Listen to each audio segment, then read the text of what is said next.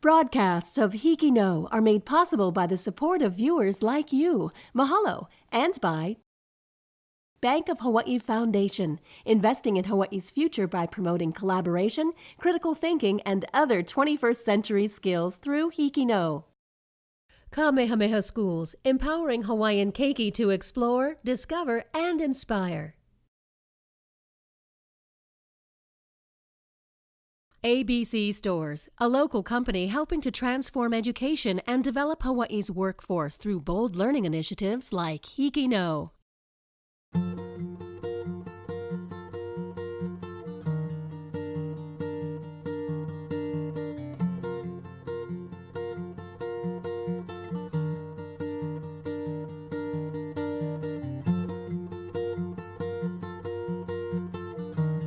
Hi, can you guys introduce yourselves?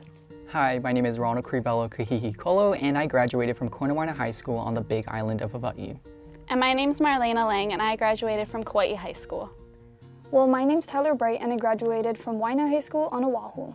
So Marlena, can you talk about your HIKI NŌ story? Yeah, so HIKI NŌ's story that I worked on was the Fact of You. It was myself and 3 other students from Kauaʻi High. And we originally created it for a different competition, and HIKI NŌ saw it and enjoyed it, so there was a few little tweaks going back and forth to make the final cut, and after that it aired and people loved it. The word fact can be defined as a true piece of information, and in our day and age where information and messages are bombarding us from every angle, every second of the day, that's all we really want in life, truth. We are curious beings, we like to know things, and we like to get answers. Correct answers. As we all know from presentations and essays and reports we've made, it is of utmost importance to be factual and accurate in everything we produce. But isn't it ironic that in a world that is so conscientious about producing substantiated truth, our very selves often lack authenticity and accurate representation? We have fact-checked and weeded through the false information in the world around us, but what about the false information that lies within us? Because when I look around, I see a world that, in the midst of being busy fact-checking data, has fallen into accepting the false lies that society has force-fed to us since the moment we were born.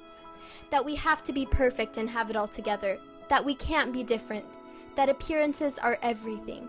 A lot of us are living small. We hide our imperfections and we pretend to be like others so that we will be better liked. We say things and do things because that's what everybody else does. Because that's what's expected, what's easy, what's safe. But what they don't tell you about the safe zone is that it's shallow. And in the safe zone, you will never be able to dive into the great depths of meaning and purpose that you were created to explore. Yes, you were created to dive deeper than the shallow depths of conformity, and you were created to be yourself. Not her, or him, or them, but you. Because the fact and the truth is that you are enough. Just as you are, come broken and bruised, come scarred and imperfect, you are loved, you are important, you matter. And if you can tap into this truth and let these facts transform you and set you free from the chains of conformity, then you can be a production of truth and freedom. Your life is the greatest masterpiece that you will ever produce, more important than any report, essay, or presentation. So hold it to the same standards of accuracy and truth. And let it be messy, let it be chaotic and imperfect, but most of all, let it be genuine, true to who you are, because that is who you were created to be, and that is a fact I can guarantee with 100% certainty. This is Haven Luper-Jasso from Kauaʻi High School for HIKI NŌ. I really like that you talked about, I guess, self-love in a way, like you need to learn to love yourself, and you need time to learn more about yourself, and I think that's really important now this day and age because there's a lot of influencers like with social media, and kids are so open to seeing like, oh, I have to look like that to be the perfect kind of person. So I think that video speaks a lot of truth in a way.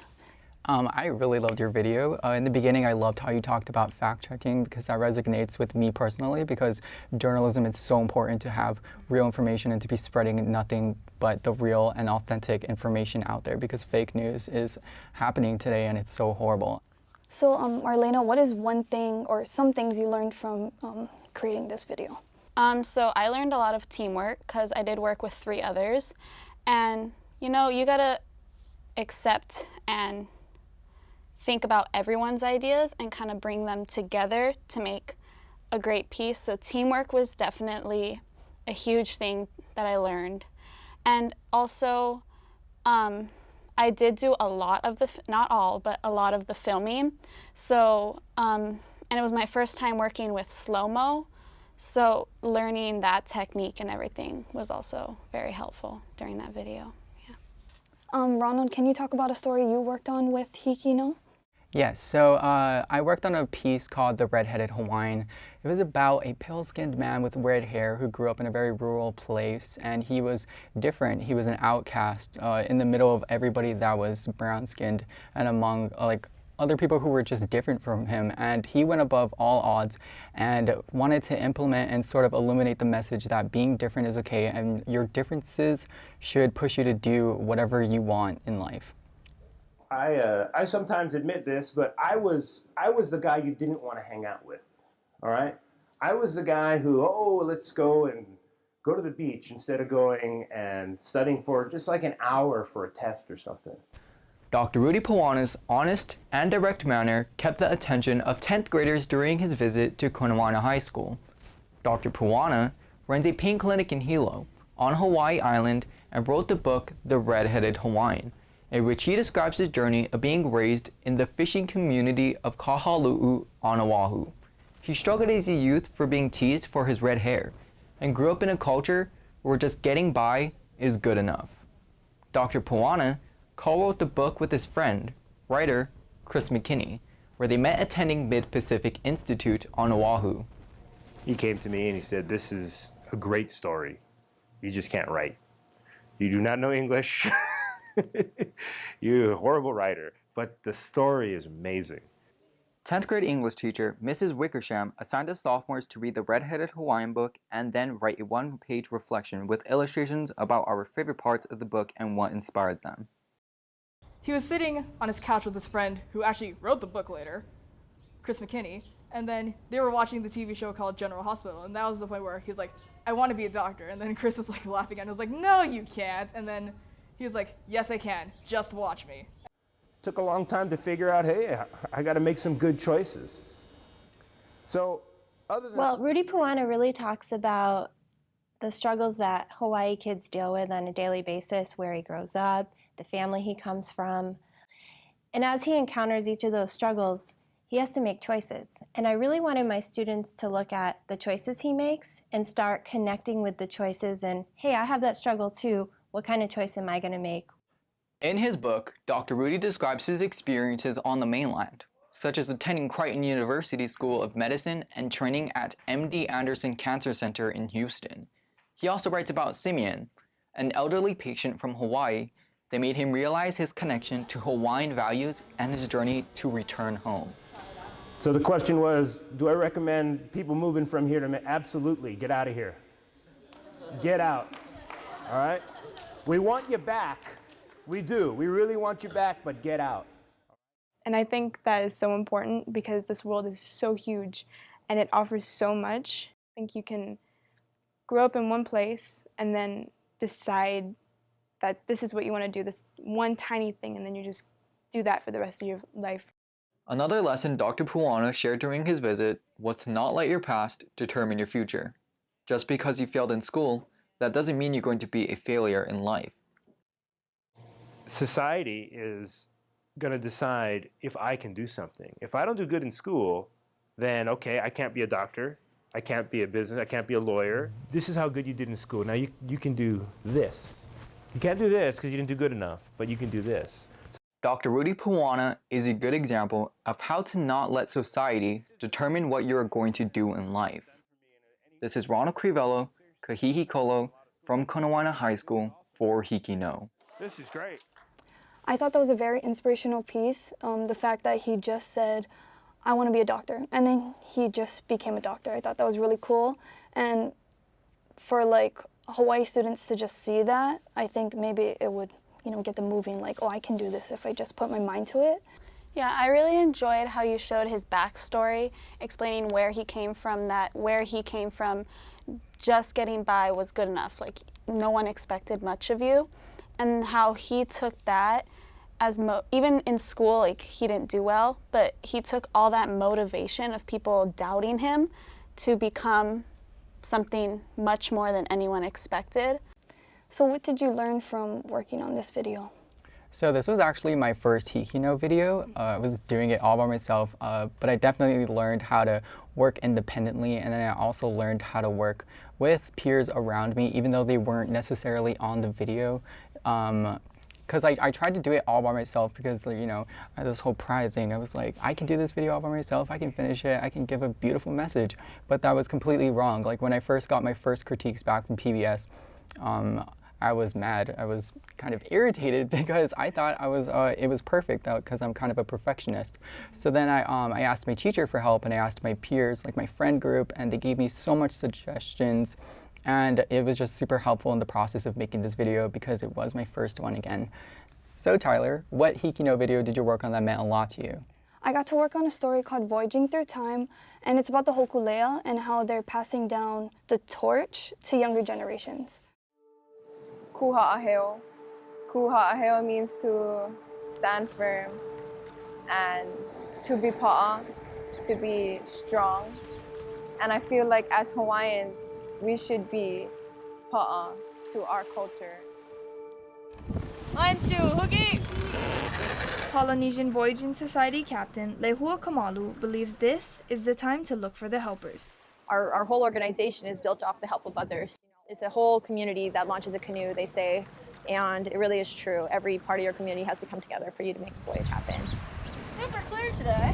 For a 15-year-old Kristen Kaileva, this is the dream. Selling the hokulea, a Hawaiian cultural icon that first set sail in 1975. And I just love being connected with, as a Hawaiian, to do the cultural practices as what people did back then. It's always been a dream of mine to just step on that boat. Her connection to this moment is much deeper than just being on this canoe. Being involved in the ocean and just going out and paddling is part of our culture. And Hawaiian culture was just built in me since I was a little kid. But for a long time, Hawaiian culture was something that was not practiced, but buried. And there's a reason for that, because 200 years ago, there was a new wave of exploration that came from the Western world. Nainoa Thompson, Master Navigator and the president of the Polynesian Voyaging Society, is one of the stars in the revival of traditional voyaging arts in Polynesia. And things changed for Native Hawaiians. I mean, the loss of population, loss of culture, loss of language, and which is the same kind of chronic story that is throughout all Native people on the planet. If I didn't get to practice my Hawaiian culture, I would be angry. That anger is one that also sparked the dream of the Hawaiian cultural revival that is still being navigated today. So that this canoe that we're sitting on or standing on today is really a dream that was created by many, many people that went back as far as they could in history and come up with a design of the traditional ancient voyaging canoe. And so this is a spaceship of our ancestors. And making the voyage happen is about tying together the past, present, and future. I love to hear about young people who are already in the water, who are so connected to it and want to learn more. And then we need young people to take the challenge, to step forward, to take this canoe away from my generation and sail it. It's important for us to learn what he knows so that we can become explorers and sailors before, this tradition will just become extinct and no one will know how great it was to just sail. This is Tyler Bright from Waiʻanae High School for HIKI NŌ. I just wanted to say that your shots in this entire story, every single one of them, like so clear, so perfect. The sunset lighting, like golden hour lighting, was amazing. And I also really like that you could see the whole cultural experience. You can tell how important it was to everyone in the story, including yourself. So that's what I really enjoyed about it. I thought your video was absolutely beautiful and stunning, from picture to sound to the story itself. I thought it was so important that you highlighted cultural identity, because that is so important to us nowadays. Because if you don't pass on the torch, the culture just like slowly starts to deteriorate and it's gone, and there's nobody else to teach the younger generations about the culture itself. So Tyler, what did you learn from working on this video? Working on this video, I learned more about the media experience with teamwork. So for that video, we had a role set, and I thought that was very interesting, because usually when we jump into competitions, it's like, oh, who's gonna do this? And we kind of just end up doing all of the same thing, and we throw it back and forth. But for this one, it was very interesting because we had a role set and everything just went smoothly because we knew how to work with each other. So I really liked that. And I also learned more about myself during this process, because I'm Hawaiian, and so it was very cool to go on the ship and to learn more about it. And it made me think about like what I want to do in the future and who I want to work with. And I want to live in Hawaii and work here too. Some of the skills that I think will actually benefit me in college that I learned from the HIKI NŌ process was actually lots of creative thinking, because when you're going through your videos and editing and taking all the criticism or the critiques from the producers or PBS, you actually have to go back and change something without affecting the story. So you really have to think about what are you going to do with this certain clip but still tell the same story, or, you know. And then I definitely learned lots of self-confidence. I started HIKI NŌ in my sophomore year. So HIKI NŌ definitely opened up my personality, and it allowed me to do even more and get involved with the class office and student government and all these clubs that I never thought I would do without learning about the process through HIKI NŌ. Working with HIKI NŌ, I got to learn more interpersonal skills, like I guess the basic ones like time management, working with others well, and being open to like constructive criticism, because that always like would help a video and like help me work more on myself. And yeah, I think that's very important in college, because you have to meet new people and network to make friends. And even with teachers, you want to get really close to your teachers so you learn more, and maybe in the future they can give you like a reference for a job and something. But yeah, it's very helpful to like communicate and branch out. Mm-hmm. I agree. HIKI NŌ gave me some self-confidence as well. I used to never want to be in front of the camera, but now I love the camera. And also, it also has enlightened me to my own strengths. Before, during middle school and freshman year, beginning of high school, my dream was to become a film director, to go to college, study film, and make movies. But through HIKI NŌ and lots of experience with media and everything, I discovered I'm not the most creative person. If you ask me to write a story out of whatever, it won't happen. It won't be good, at least. Whereas if you give me facts and ask me to write a story from those, I can do that. It's my strength. So that's why I've decided now to go into journalism instead of film for college. So that's what HIKI NŌ has given me through its process. How about in the workplace? Like, what skills have you learned that will help us in the workplace?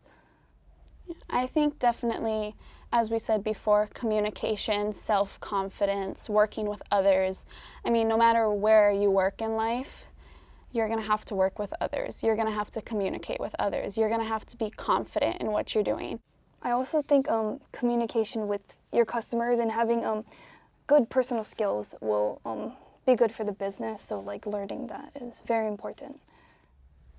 Some of the skills that I obtained from HIKI NŌ that will definitely help me prosper in the workplace, or even now, would be to cater to multiple audiences or other crowds of different people, and to tell a story that people will believe. So this fall I'll be attending Biola University in La Mirada, California. I'll be majoring in broadcast journalism. I chose the school mostly because it has a really tight-knit, strong community, and it's close enough to opportunities such as LA and everything, but I'm not right dead center in the city, you know? So this fall, I will be attending Emerson College in Boston, Massachusetts, and I will be majoring in journalism. So the reason I picked Emerson College is because they're a very tight-knit community, and they're very open to people of all cultures and all identities. And being gay, like I definitely want to be in a place where I can be myself and experience like other people's stories and, you know, grow as a character. And HIKI NŌ, as you said, I wouldn't say it pushed me to pick Emerson College, rather it helped me pick my major because HIKI NŌ is a form of storytelling, and that's exactly what journalism is. In fall, I will be attending Chaminade University of Honolulu, so in Hawaii. I'm staying home. And I chose to go Chaminade because there's small classes, and I'm not really like a very outgoing person, but it's still going to challenge me because I don't know that much people going there. So I think it's a really great opportunity. I'm going to be majoring in biology, something different from media, and I think HIKI NŌ kind of helped me realize what I like doing, because working with different people in our community and seeing how passionate they are about the Hawaiian culture and working with the land, it kind of pushed me to be a part of that in some way. My expectations for college would be to experience something more than I've always known. Growing up on the big island of Hawaii, it's so rural and there's no opportunity. I mean, there is, but there's not as much, if you know what I mean. And I'm ready to experience more than just one-story buildings and palm trees. I really just want to thrive in the city and experience the fast-paced life that we don't get here. Yeah, I totally agree. I mean, coming from Kauaʻi, it's also a rural, not many buildings, not many, I mean, there are opportunities, but, you know, not as much as in LA or Boston or even here in Honolulu. So what I'm expecting from college mostly is just to grow as a person, as a journalist, as everything, just grow, learn as much as I can, and make new memories and experiences. I totally agree with that. Like, I really want to learn more about myself while going to college. And I think not knowing anybody is going to really help me burst that bubble, I guess. And yeah, like maybe being alone or away from my family will help me like find myself and what I like and what I'm really interested in and what I'm not good at. Like, yeah, college will definitely give me that opportunity to find myself. Yeah, I think, like you said, being away from your family, you will definitely see your strengths and weaknesses as a person. Like, you probably already have an idea of what they are, but once you're on your own, you don't have mom or dad to run to. You don't have whatever, you know, your support group that has been around your life for the past 18 years. So with those new experiences, you're really gonna have to just be on your own and figure things out for yourself. Which luckily, HIKI NŌ taught us problem solving, so we'll be fine. Yes. I chose college because I think having an education is very like powerful. Like when you have knowledge, it's powerful, like the saying, everybody says it, right? And I feel like it's very true. So I really wanted to just learn more about the world, and while I'm doing that, I learned more about myself, and that's why I chose college. I think the reason I really chose college is because I know deep down that it's something I need. I need it to figure out myself, to figure out what I really want to do, even though I am very confident that journalism is the path I want to take, and it feels like it's just the next step. So I chose college because none of my parents or none of my family, for that matter, have been to college. I'm a first-generation college student, so that's definitely pushed me to go. But other than that, I want to become a journalist, and I want to tell stories, and I want to spread news, like real news. And we live in a world where there's so much fake stuff being put out there. College just gives you that credibility, and it gives you something to stand on. For me, I've been with HIKI NŌ ever since intermediate school, so it's cool to see the differences from then to now and how much I've grown. And it's just cool to see how much skills I picked up on the way with journalism, like in general too. you have to pick up how to be like professional in certain situations when you're like talking to the people you're doing the story on. You have to learn like communication skills in your group. And the fact that I know how to film and how to edit, like if things don't go right where I want to go, like my job, then I always have that to fall back on, and I think that's very cool to have. So HIKI NŌ like helped me a lot, and it was a cool ride. My HIKI NŌ experience has been short but sweet and nice, because the only story I've really helped with on HIKI NŌ was the Fact of You, the one that we saw earlier. And that one, as I said before, taught me so many skills, communication, confidence, camera, all of the above. But it also taught me, you know, what to expect in the journalism world, because we did get to work with professionals. We got to, you know, see everything that happens behind the scenes. So I think that's how HIKI NŌ has helped me.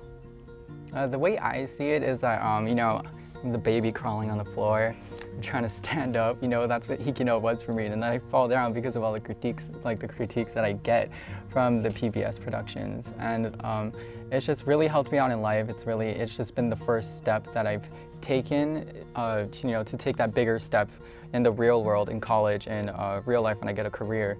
And it's just helped me a lot.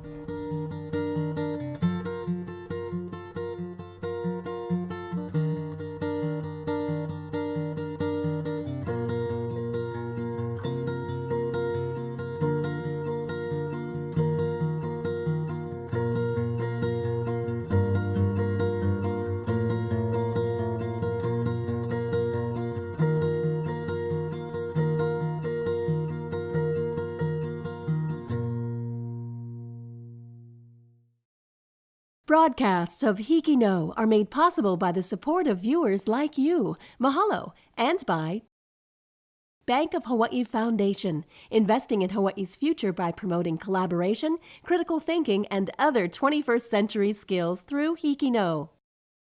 Kamehameha Schools, empowering Hawaiian keiki to explore, discover, and inspire. ABC Stores, a local company helping to transform education and develop Hawaii's workforce through bold learning initiatives like HIKI NŌ.